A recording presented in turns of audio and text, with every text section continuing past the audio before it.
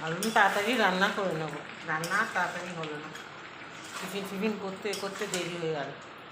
ওই শাক ভাজা হয়ে গেছে, আর মাংসটা প্রেসারে দেবো দিয়ে, আর এই যে বেগুন আর এই কেটেছি কী বলে আলু, পেঁয়াজ, আর ওই মাছের তেলটা আছে, এই দেখুন অন্ধকার সব বন্ধ করে দিয়েছি।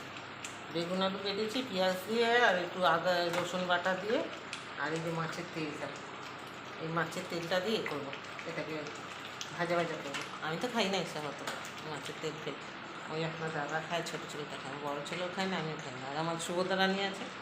এই যে মাংসটা কষা হচ্ছে, প্রেসারে দেবো। মাংস কালারটা এসে গেছে, হেভি কালার এসছে মাংস, দেখুন।